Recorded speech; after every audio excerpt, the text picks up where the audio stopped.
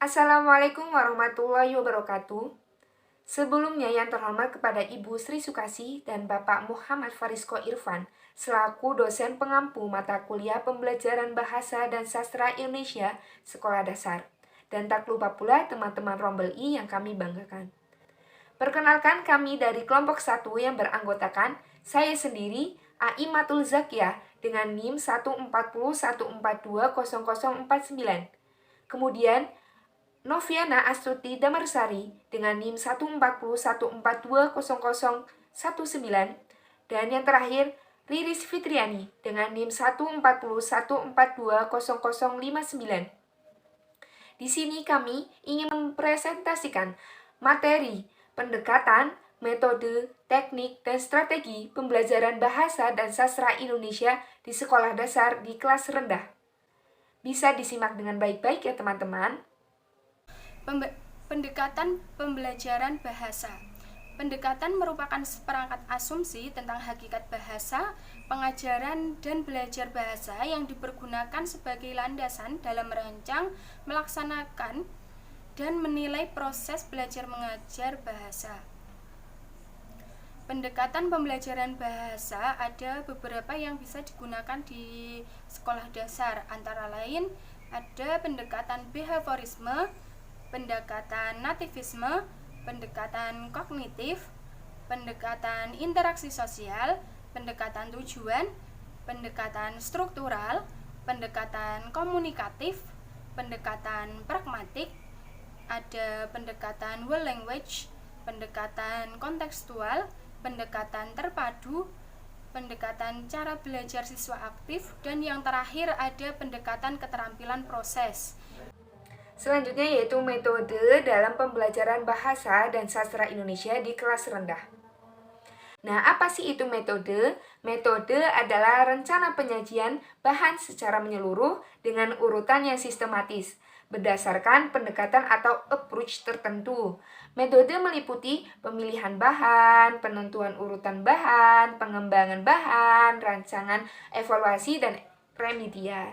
Nah, metode dalam pembelajaran bahasa Indonesia terdiri dari 1. Metode langsung. Nah, metode ini itu menerapkan secara langsung semua aspek bahasa dalam bahasa yang diajarkan. Nah, misal, dalam pembelajaran bahasa Indonesia, bagi anak-anak di daerah, bahasa pengantar di kelas adalah bahasa Indonesia. Nah, ini bertujuan agar mereka bisa belajar bahasa Indonesia dengan tepat tanpa diselingi bahasa daerah atau bahasa ibu.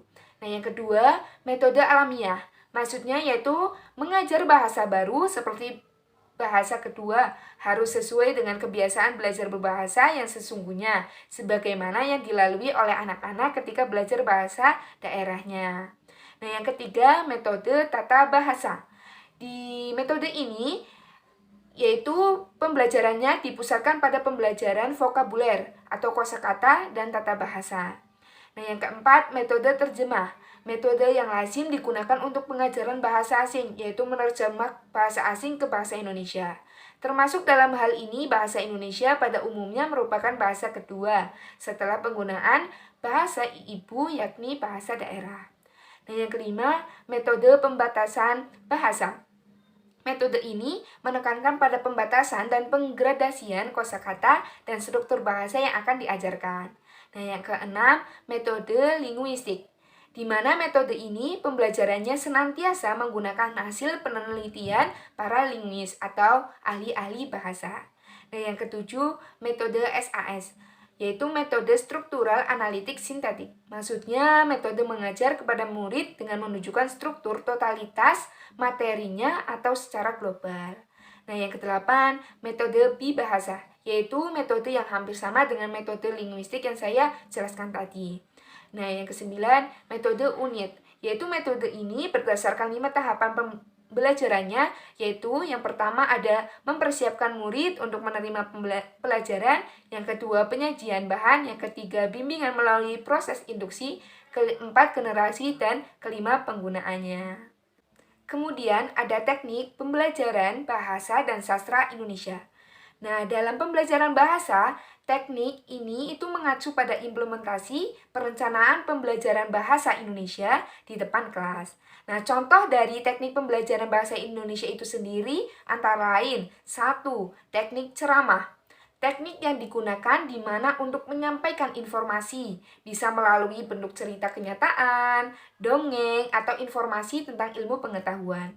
Nah, yang kedua yaitu teknik tanya jawab, yaitu di mana ada komunikasi antara guru dan siswa, bertanya dan menjawab terkait materi yang telah disampaikan. Nah, yang ketiga yaitu teknik diskusi kelompok, yaitu teknik di mana dalam pembelajaran kelas dibentuk suatu kelompok, kemudian berdiskusi membahas materi yang sedang dibahas dengan dibimbing dan diawasi oleh guru. Nah, yang keempat yaitu teknik pemberian tugas, yaitu teknik ini biasanya diberikan secara individual atau kelompok. Nah, teknik ini bertujuan untuk menguji pengetahuan siswa terhadap materi yang sudah dipelajari. Nah, yang kelima yaitu teknik bermain peran. Teknik yang bertujuan agar siswa menghayati kejadian atau peran seseorang dalam hubungan sosial. Jadi di sini siswa itu langsung bermain peran menjadi peran.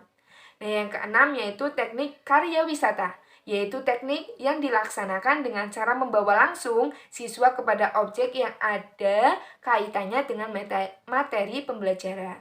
Nah, yang terakhir yaitu teknik sinektik, yaitu teknik di mana teknik yang memberi kesempatan bagi siswa untuk bertindak kreatif dan menjelajahi gagasan-gagasan baru dalam bidang-bidang ilmu pengetahuan. Strategi pembelajaran bahasa. Strategi pembelajaran secara umum adalah suatu rencana dan cara mengajar yang akan dilakukan guru dengan menetapkan langkah-langkah utama mengajar sesuai dengan tujuan pengajaran yang akan dicapai dan telah digariskan. Kemudian, contoh strategi pembelajaran bahasa. Yang pertama, ada strategi pembelajaran menyimak. Yang kedua, strategi pembelajaran membaca. Yang ketiga, strategi pembelajaran menulis. Dan yang keempat, strategi pembelajaran berbicara. Sekian presentasi dari kelompok kami. Mohon maaf apabila ada kesalahan. Terima kasih. Wassalamualaikum warahmatullahi wabarakatuh.